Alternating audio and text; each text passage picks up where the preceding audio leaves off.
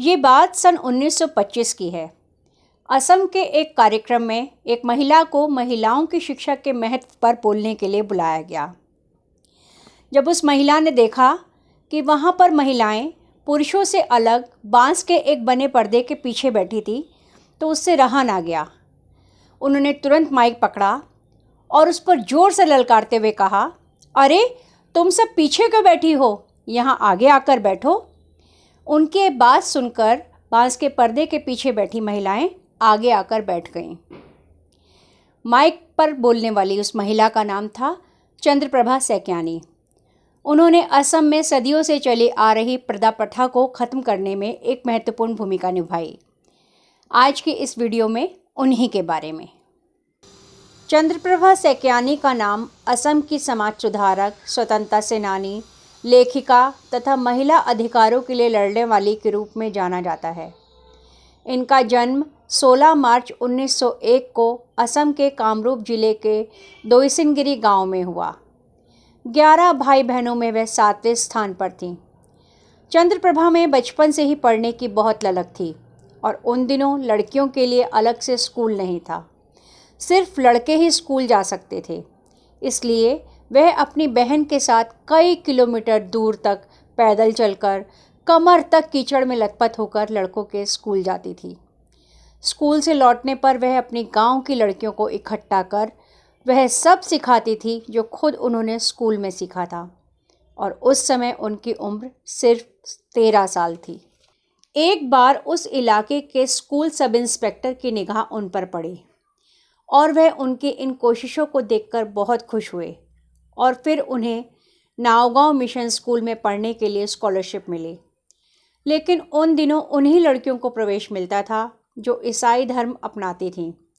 उन्होंने इस नियम का जमकर विरोध किया और उनका यह विरोध रंग लाया। अब स्कूल अथॉरिटीज़ ने सभी धर्मों की लड़कियों को प्रवेश के साथ साथ सारी सुविधाएं भी प्रदान की। चंद्रप्रभा सैक्यानी नागांव के एक स्कूल में शिक्षिका के तौर पर काम करती थीं और बाद में उन्होंने तेजपुर के एक स्कूल की हेडमिस्ट्रेस के तौर पर भी काम किया। तेजपुर में उनका संपर्क ज्योति प्रसाद अग्रवाल तथा अमिय कुमार दास जैसे दिग्गजों से हुआ। 1918 में उन्होंने असम छात्र सम्मेलन के एक सत्र में अफीम सेवन के बुरे प्रभावों तथा उन पर प्रतिबंध लगाने को लेकर एक बड़े जनसमूह के आगे अपनी बात रखी, और यह पहला मौका था जब कोई असमी महिला इतने बड़े जनसमूह को संबोधित कर रही थी। उनके विवाह के लिए उनके माता पिता ने एक उम्रदराज व्यक्ति को चुना, लेकिन उन्होंने साफ मना कर दिया और एक असमी लेखक से संपर्क में आईं। वह लेखक समाज में सदियों से चले आ रहे कास्ट सिस्टम को चुनौती देने, चंद्रप्रभा को अपनी पत्नी के रूप में कबूलने तथा अपने अजन्मे बच्चे को अपनाने की हिम्मत नहीं कर पाया तथा अपने परिवार द्वारा पसंद की गई दूसरी लड़की से विवाह कर लिया। ऐसे हालात में हम सिर्फ कल्पना ही कर सकते हैं कि जहां महिलाएं पर्दे में घर की 4 दीवारी में कैद रहती थीं, सामाजिक और राजनीतिक क्षेत्र में उनकी भूमिका ना के बराबर थी, उस दौर में ऐसे हालातों की मारी महिलाओं की क्या हालत होती होगी। चंद्रप्रभा ने ऐसे हालातों में भी उस बच्चे को जन्म देने तथा अकेले ही उसका पालन पोषण करने का निश्चय किया। उनकी निजी जिंदगी के संघर्षों ने उन्हें अन्य महिलाओं के अधिकारों के लिए लड़ने का बल दिया और उन्होंने कुछ क्रांतिकारी कदम भी उठाए। उन्हीं में से एक था हाजो में हयाग्रीवा महादेव मंदिर में जाति, लिंग और वर्ग के भेदभाव के बिना प्रवेश के लिए संघर्ष। महात्मा गांधी के विचारों से प्रभावित होकर वह स्वतंत्रता आंदोलन से जुड़ी और इसमें भाग लेने के लिए वह 3-4 बार जेल भी गईं। लेकिन जेल की 4 दीवारी भी उनका जुनून कम ना कर सकी। कहीं भी अन्याय होता देख उनका विद्रोही चरित्र सामने आ जाता।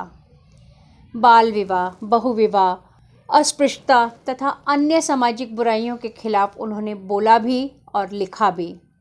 उनके व्यक्तिगत अनुभवों ने उन्हें विधवाओं के अधिकार, बिन ब्याही माँओं के अधिकार तथा महिलाओं पर हो रहे अन्य शोषण उत्पीड़न के खिलाफ संघर्ष करने की प्रेरणा दी।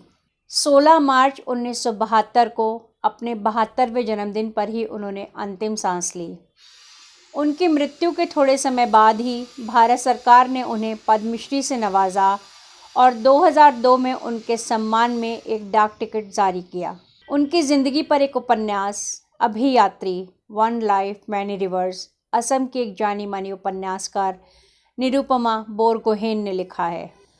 उस समय के हिसाब से चंद्रप्रभा सैकियानी ने जो भी किया वह सब असंभव सा लगता है। उन्होंने समाज के लिए जो योगदान दिया उसे भुलाया नहीं जा सकता।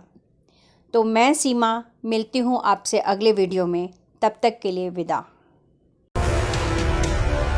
न गोदी मीडिया न विरोधी मीडिया, न इसकी मीडिया न उसकी मीडिया, हम हैं जनता की मीडिया जनज्वार।